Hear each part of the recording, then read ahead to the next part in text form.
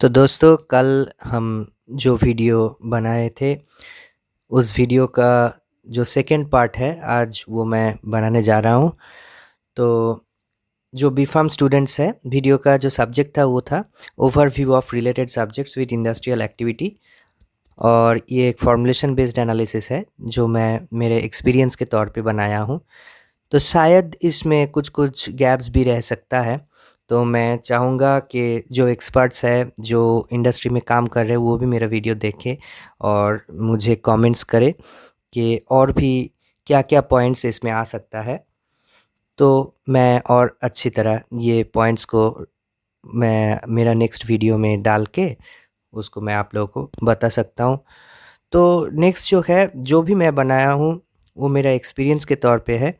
तो कल जो पॉइंट्स मैं बोला था वो मैं सेगमेंट्स जो है वो हम देखे थे।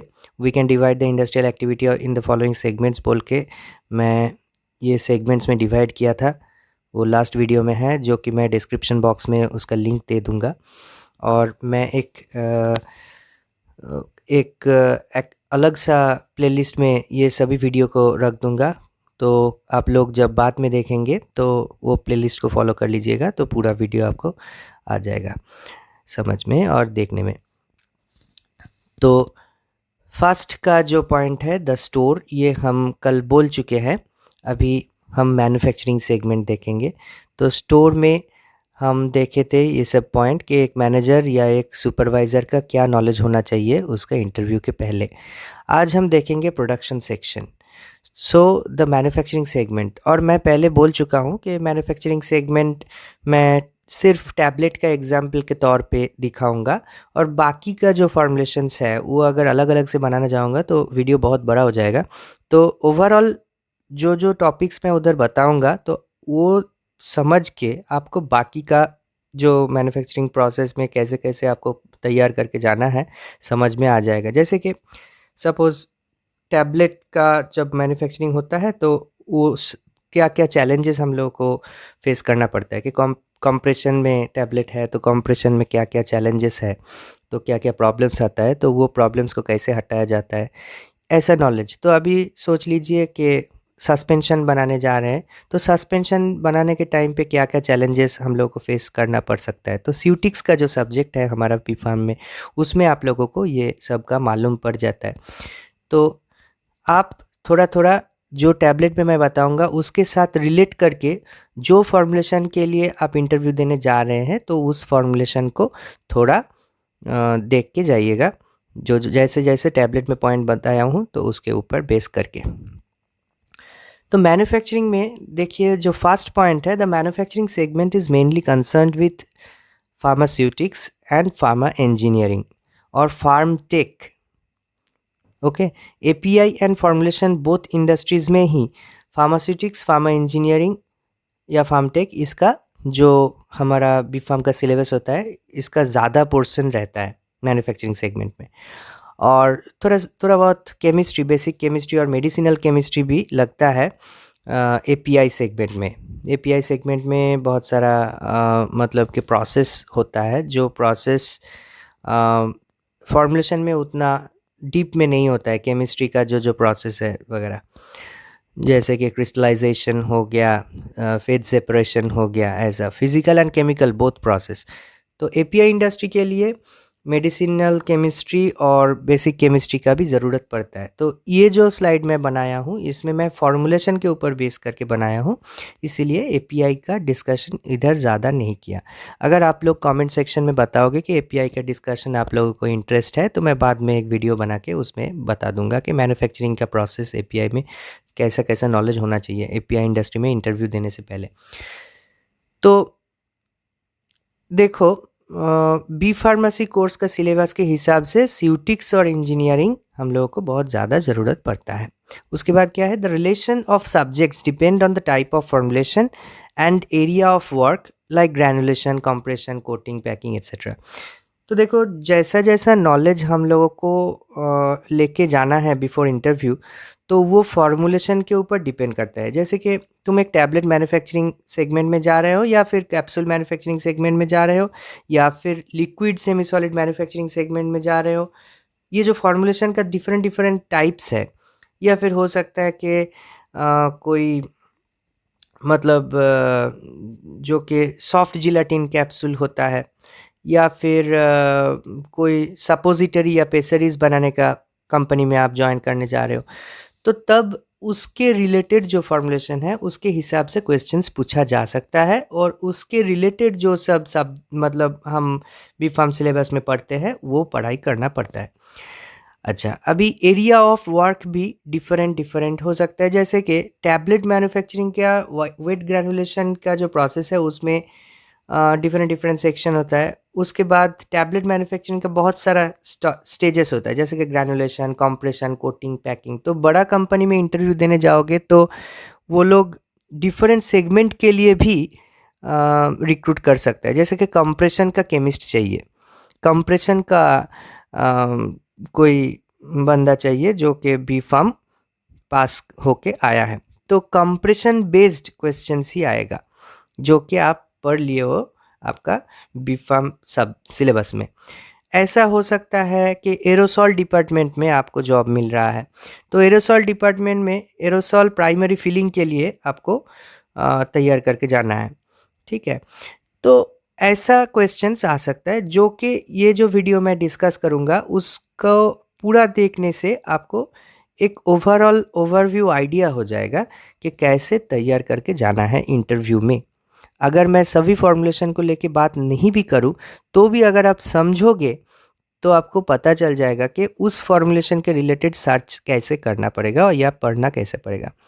तो नेक्स्ट आता है the following table depicts the relation of subjects as per area of work. अब हम टेबल देखेंगे। टेबल में आता है, मैं बोला हो कि टैबलेट मैन्युफैक्चरिंग के ऊपर बेस करके मैं बनाऊंगा, इसीलिए टैबलेट मैन्युफैक्चरिंग दिखाया हूँ। तो देखो फॉर्मूलेशन इधर है क्या, फॉर्मूलेशन है टैबलेट मैन्युफैक्चरिंग, और एरिया ऑफ वर्क क्या है, ग्रैनुलेशन। अभी ग्रैनुलेशन का इंटरव्यू देने जाओगे तो क्या क्या इंपॉर्टेंट पोर्शंस आपको देख के जाना चाहिए। देखो फ्लो प्रॉपर्टी और रियोलॉजी का नॉलेज आपको बहुत अच्छी तरह से होना चाहिए ग्रैनुलेशन में अगर आप जा रहे हो इंटरव्यू के लिए।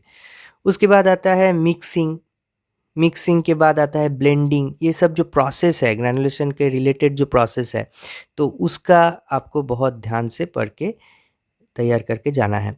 उसके बाद आता है देखो ड्राइंग, फिर ड्राइंग के बाद आता है नो डिफरेंट एक्सिपियंट्स। ग्रैनुलेशन में जो जो एक्सिपियंट्स आपको इस्तेमाल करना पड़ता है, जैसे कि ब्लेंडर्स हो गया, सॉरी बाइंडर्स हो गया, फिलर्स हो गया, लुब्रिकेंट्स, कलर्स एट्सेट्रा। तो ये सब जो एक्सिपियंट्स होता है, तो और भी बहुत सारे एक्सिपियंट्स होता है, इसके बारे में आपको पढ़ के जाना है। ये बहुत अच्छी तरह से लिबरमैन लैकमैन का जो बुक है, किताब है, बहुत अच्छी किताब है, उसमें डिस्क्राइब किया गया है, ठीक है। और भी बहुत सारा अच्छा किताब है, आप उसको फॉलो कर सकते हैं। इसके अलावा क्या है, वैलिडेशन का कॉन्सेप्ट क्या है, अगर ये आपको किताब में नहीं मिलेगा तो आप यूट्यूब से या फिर इंटरनेट से या फिर गूगल करके सर्च करके देख सकते हो। बेसिक आइडिया आपको होना चाहिए वैलिडेशन क्या है, क्लीनिंग वैलिडेशन क्या है एट्सेट्रा। तो ये हो गया स्यूटिक्स रिलेटेड सब्जेक्ट, ठीक है। अभी फार्मा इंजीनियरिंग, फार्मा इंजीनियरिंग में आपको पता है कि इंजीनियरिंग मतलब कि मशीन के बारे में तो जानना ही है। तो लिबरमैन लैकमैन का जो फार्मास्यूटिक्स का किताब है उसमें भी आपको ये सब मशीन के बारे में थोड़ा बहुत जानकारी हो जाएगा। इसके अलावा एक तो सब्जेक्ट होता ही है बी फार्म में, वो है फार्मा इंजीनियरिंग। तो आप वहाँ से ये नॉलेज ले सकते हो कि knowledge of FBE, RMG, blenders etcetera जो होता है, उसका टाइप क्या है, प्रिंसिपल ऑफ वर्किंग क्या है, अभी इनोवेटिव मशीन्स कैसे काम कर रहा है, थोड़ा थोड़ा बहुत अगर नेट से जानकारी ले लोगे तो इंटरव्यू बहुत अच्छा जाएगा, ठीक है। Equipment related to granulation procedure, अभी ये मैं ग्रैनुलेशन के लिए बोल रहा हूँ, टैबलेट मैन्युफैक्चरिंग के लिए इक्विपमेंट रिलेटेड टू कोई भी प्रोडक्शन आपको ये जानना चाहिए थोड़ा बहुत, इक्विपमेंट कैसा कैसा लगता है। जैसे कि जो पेस्ट मैन्युफैक्चरिंग फैक्ट्रीज होता है तो उसमें पेस्ट फिलिंग का एक मशीन होता है, ठीक है। तो उसमें भी एक मिक्सिंग टैंक होता है, बहुत बड़ा बड़ा मिक्सिंग टैंक होता है, वो थोड़ा छोटा मोटा प्रोसेस, मतलब प्रोसेस फ्लो ज़्यादा बड़ा नहीं होता है लिक्विड सेमी सॉलिड का, जैसे कि टैबलेट का बहुत प्रोसेस फ्लो मतलब प्रोसेस स्टेजेस बहुत ज़्यादा होता है। तो उसमें बड़ा बड़ा मिक्सिंग टैंक होता है, फिल्टर्स होता है, फिल्टरिंग होता है, उसके बाद डायरेक्ट फिलिंग में चला जाता है। तो आपको वो थोड़ा इक्विपमेंट्स के बारे में जानकारी हो जाना चाहिए। अच्छा, knowledge of clean room culture जो कि हर एक बंदे को होना चाहिए, और ये बी फार्म का सिलेबस में होता है। हाँ, पता नहीं आप लोग ध्यान से पढ़े हो कि नहीं, लेकिन ज़रूर पढ़ के जाना before interview, knowledge of clean room culture and clean room concept. Clean room concept है ये कि क्लासिफाइड जोन किसको बोला जाता है, क्लास 10, क्लास 100, क्लास 1000, क्लास 10,000, ऐसा क्लासिफिकेशन होता है। इसके अलावा भी और भी तुम्हारा क्लासिफिकेशन डिफरेंट, जैसे कि ये जो क्लास 10, 100 मैं बोल रहा हूँ, ये जो गाइडलाइन से है, तो वो गाइडलाइन अगर बदल जाएगा तो उसका क्लासिफिकेशन बदल जाता है, लेकिन जो बेसिक थीम है वो सेम है, लेकिन सिर्फ नाम बदल जाता है। जैसे कि यूके में एम क्लासिफिकेशन, M1 M2 ऐसा करके क्लासिफिकेशन होता है रूम्स का। ये 10, 100 जो है यूएस का जो FDA वाला क्लासिफिकेशन होता है। तो ऐसा ऐसा चेंजेस हो जाता है। ये क्लासिफिकेशन, रूम क्लासिफिकेशन लेके मैं बाद में एक वीडियो बना दूंगा, और कैसा रूम का प्रेशर होना चाहिए, कितना ह्यूमिडिटी होना चाहिए, ये सब के बारे में भी थोड़ा बहुत जानकारी होना चाहिए। और HVAC system, heating ventilation and air conditioning system, ये HVAC हर जगह आपको मिलेगा फ्लोर में। और ये HVAC ये जो क्लासिफिकेशन मैं बोल रहा हूँ इसके पीछे होता है। HVAC से ही कंट्रोल किया जाता है कि पार्टिकुलेट मैटर कितना होगा, ठीक है, एक पर्टिकुलर एरिया ऑफ स्पेस में। उसके बाद qualification of equipment and HVAC, qualification का क्या क्या स्टेजेस है, मैं ऑलरेडी एक वीडियो बना चुका हूँ, आप लोग मेरा वीडियोस देख लीजिएगा।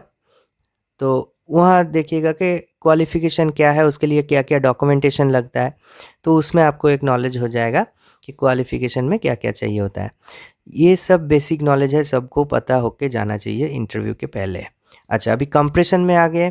कंप्रेशन में देखो, कंप्रेशन में भी हॉपर में जब पाउडर डाला जाता है तो वो नीचे जो मतलब डाई के ऊपर आके फिल होता है, ठीक है। तो इसके टाइम पे अगर कोई फ्लो का प्रॉब्लम हो जाए, ठीक है, बहुत सारा प्रॉब्लम्स आता है वो टाइम के फ्लो में, जैसे कि रैट होलिंग हो जाता है, पॉट होलिंग हो जाता है, वो जो कोर्स पार्टिकल और फाइन पार्टिकल अगर ठीक से मिक्स ना हो या किसी का अमाउंट ज़्यादा हो जाए तो प्रॉब्लम हो जाता है ये सब। और वेट वेरिएशन आ सकता है, या फिर टैबलेट का API का वेरिएशन हो जा सकता है। तो इसीलिए फ्लो प्रॉपर्टी और रियोलॉजी का नॉलेज होना चाहिए, डिसोल्यूशन का नॉलेज होना चाहिए। Dissolution is a very big part, you know, B pharm syllabus में बहुत अच्छी तरह पढ़ाया जाता है डिसोल्यूशन। डिसइंटीग्रेशन का नॉलेज होना चाहिए, फ्रायबिलिटी का नॉलेज जो कि इन प्रोसेस टेस्ट्स है, ठीक है। इसके अलावा भी टैबलेट का जो प्रॉब्लम्स है, जैसे कि हो गया आपका चिपिंग, क्रैकिंग, क्रीम, चिप, वो पिकिंग, ये सब जो प्रॉब्लम्स होता है, तो वो प्रॉब्लम्स क्यों होता है और उसको कैसे हम मिटिगेट कर सकते हैं, तो ये सब का नॉलेज हो जाना चाहिए। इसके अलावा और क्या है, फार्मा इंजीनियरिंग। देखो, फार्मा इंजीनियरिंग पोर्शन में कॉम्पैक्शन थ्योरी बहुत अच्छी तरह आपको, अगर कॉम्प्रेशन का इंटरव्यू देने जा रहे हो तो वो आपको समझ के जाना है। कॉम्पैक्शन थ्योरी के अभी डबल रोटेटरी एक कंप्रेशन मशीन है समझ लो, तो उसमें एक छोटा सा रोलर होता है, उसके बाद बड़ा रोलर होता है। तो छोटा रोलर क्यों प्रेशर दे रहा है, कि एयर इंट्रैपमेंट को निकाल देने के लिए, ठीक है। उसके बाद जो बड़ा रोलर है वो मेन कंप्रेसर है, वो अच्छी तरह जो तुम्हारा पाउडर बेड है उसको कंप्रेस करके टैबलेट को बना रहा है। तो ये जो कॉन्सेप्ट है, कैसे कितना प्रेशर होना चाहिए, ये कॉम्पैक्शन थ्योरी में मतलब पंच का कितना प्रेशर होना चाहिए। अभी देखो, पंच जो यूज़ किया जा रहा है उसका जो टूलिंग बोला जाता है, मतलब B tooling, BB tooling, D tooling, ये सब है, लिवरमैन लैकमैन में है, आपको मिल जाएगा। अगर और डिटेल में जानना है तो नेट में सर्च करके भी आपको मिल जाएगा। अभी टूलिंग के हिसाब से हमारे देश में कौन सा तरह का टूलिंग यूज़ होता है, ये कौन सा स्टैंडर्ड का, हम यूरोपियन स्टैंडर्ड स्टैंडर्ड का टूलिंग यूज़ करते हैं, जापानीज़ टूलिंग इधर यूज़ नहीं होता है। तो क्यों नहीं होता है, या फिर ये जो टैबलेट पंच है, तो पंच, डाई, पंच क्या है, डाई क्या है, टरेट किसको बोला जाता है, ठीक है। एक कंपैक्शन जो मशीन है या कंप्रेशन मशीन है, तो रोलर कहाँ रहता है, फीडर कैसा होता है, ठीक है। कन्वेंशनल फीडर तो आपको किताब में मिल जाएगा, लेकिन आजकल जो फीडर होता है वो कन्वेंशनल फीडर से थोड़ा अलग है, ठीक है। तो क्या क्या कॉम पार्ट्स होता है या प्रिंसिपल क्या है मशीन का, ये थोड़ा अच्छी तरह जाना चाहिए इंटरव्यू में, ठीक है। इसके अलावा भी थोड़ा छोटा-छोटा चीज़ पूछ सकता है, लेकिन फ्रेशर को पूछने का उतना ज़्यादा संभावना नहीं है, लेकिन थोड़ा बहुत एक्सपीरियंस लोगों को पूछ सकता है कि ड्यूल टाइम क्या है, ठीक है। एक जो पंच है, वो पंच के ऊपर कितना टाइम तक रोलर रह रहा है पंच हेड में, तो ये टाइम को बोला जाता है ड्यूल टाइम। इसके ऊपर कॉम्पैक्शन का क्या-क्या इफ़ेक्ट आ सकता है, ये सब थोड़ा नॉलेज रख के जाना है। अभी knowledge of clean room culture, HVAC system, qualification of equipment, ये हर जगह आपको आएगा, दिखाई देगा, क्योंकि ये बेसिक कॉन्सेप्ट है, ये आपको ज़रूर जाना चाहिए इंटरव्यू में। उसके बाद देखो कोटिंग आता है। कोटिंग में भी सेम वैसा कंप्रेशन जैसा ही थोड़ा है कि प्रॉब्लम्स क्या है कोटिंग का और उसका मिटिगेशंस क्या है। उसके अलावा क्या है, टाइप्स ऑफ कोटिंग सबसे पहले जानना है। कोटिंग का बहुत सारा टाइप्स होता है, तो वो सब टाइप्स के बारे में आपको पता होना चाहिए। तो आपको फिल्म कोटिंग के बारे में, एंट्रिक कोटिंग के बारे में, शुगर कोटिंग के बारे में, और ये जो हो रहा है टाइप्स, इसके जो प्रोसीड्योर है, जैसे कि फिल्म कोटिंग बहुत आसान है, और फिल्म कोटिंग करने के लिए क्या-क्या मटेरियल यूज़ होता है, ये सब जानना है। अभी एंट्रिक कोटिंग में एंटरिक कोटिंग क्यों किया जाता है, क्या मटेरियल लगता है, ये आपको थोड़ा पढ़ के जाना है। एंटेरॉन का मतलब क्या है और क्यों एंट्रिक कोटिंग किया जाता है। अभी शुगर कोटिंग बहुत लंबा प्रोसेस होता है, उसका सब स्टेजेस भी होता है, तो शुगर कोटिंग का सब स्टेजेस भी आपको थोड़ा पढ़ के जाना है, ठीक है। अभी different excipients like HPMC, colours for coating, lubricants, जो मैं पहले बोला कि ये सब प्रोसेस में जो सब आप लोगों को एक्सिपिएंट्स के बारे में जानना है, वो भी जानना चाहिए कि उसका इस्तेमाल क्यों होता है, कहाँ होता है, कैसे टाइप का कोटिंग में होता है। अभी coating defects and their solution, मैं तो बोला पहले ही, डिफेक्ट्स और सॉल्यूशन बहुत अच्छी तरह पढ़ के जाना है, जान के जाना है, क्योंकि यहाँ से बहुत फ्रीक्वेंटली आस्क क्वेश्चंस आता है। बाद में क्या देखो, वैलिडेशन, क्लीनिंग वैलिडेशन, ये तो कॉमन है। क्लीन रूम कॉन्सेप्ट भी आएगा इसमें, एचवीएसी सिस्टम, वो फार्मा इंजीनियरिंग में मैं डिवाइड करके रखा हूँ, ये सीयूटिक्स के पार्ट में इतना आता है। अभी देखो फार्मा इंजीनियरिंग पार्ट में नॉलेज ऑफ कन्वेंशनल कोटार, ठीक है। कन्वेंशनल कोटार का जो नॉलेज है वो आपको किताब में मिल जाएगा। ऑटो कोटार क्या है, बहुत टाइप का कोटिंग मशीन आ चुका है बाज़ार में और होता भी है। कंटिन्यूअस कोटर होता है, फ्लूइडाइज्ड कोटर होता है, ऊस्टर कोटिंग मशीन होता है, माइक्रो एनकैप्सुलेशन प्रोसेस होता है। कोटिंग का जितना तरह का प्रोसेस हो सकता है, थोड़ा नेट में सर्च करके या फिर आप यूट्यूब में वीडियो देख के या और किताब पढ़ के थोड़ा रेडी करके जाइए।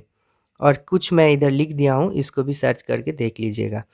Equipment related to coating procedure, ये आपको जानना है, ठीक है। अभी बाद में क्या है, knowledge of clean room culture, HVAC system, qualification of equipment and HVAC, ये आपको पता होना चाहिए। प्रोडक्शन फ्लोर में जब हो तो ये जब होगा क्वालिफिकेशन, वैलिडेशन, ठीक है, तो तब आपको प्रेजेंट रहना पड़ता है। वैलिडेशन का लोग आए, कोई भी आए, लेकिन डॉक्यूमेंटेशन आपको करना पड़ेगा। क्यूए का जो पर्सन रहेगा वो तो फिर साइन करेगा वेरीफाई करके, लेकिन डूअर आप हो तो आपको ये सब नॉलेज होना चाहिए।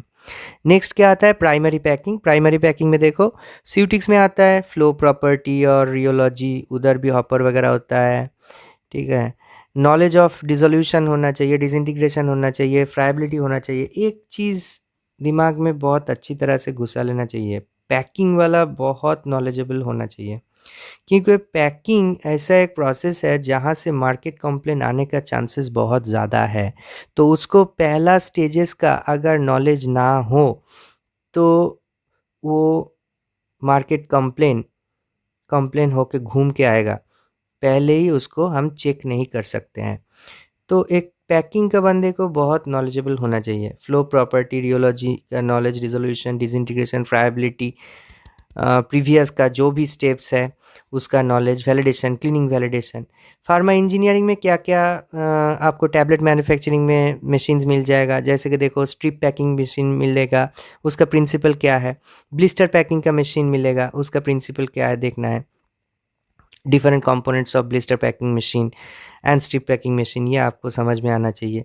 थर्मल इम्पैक्ट ऑन मॉलिक्यूल्स, क्यों मैं ऐसा बोला हूँ कि देखो जैसा एमॉक्सिक्लैव टैबलेट है, तो थोड़ा अगर उसमें हीट ज़्यादा आ जाएगा सीलिंग के टाइम पे, तो क्या होगा ना, उसके अंदर का क्लैवलिनिक एसिड ख़त्म हो जाएगा, लेकिन वो सील होके तो निकल जाएगा। जब सील से हम निकालेंगे टैबलेट और उसको तोड़ेंगे तो देखेंगे अंदर लाल लाल हो गया है, मतलब क्लैवलिनिक एसिड ख़त्म हो गया है, ख़राब हो गया है। तो ज़्यादा टाइम तक वो थर्मल इम्पैक्ट उसमें होना नहीं चाहिए, ठीक है। तो ऐसा बहुत सारा पैकेजिंग टेक प्रोसेस में थर्मल इम्पैक्ट हो जाएगा तो प्रॉब्लम आ जाएगा सीलिंग के टाइम पे। तो ऐसा नॉलेज थोड़ा, मतलब कि डेप्थ का नॉलेज भी आपको रखना है।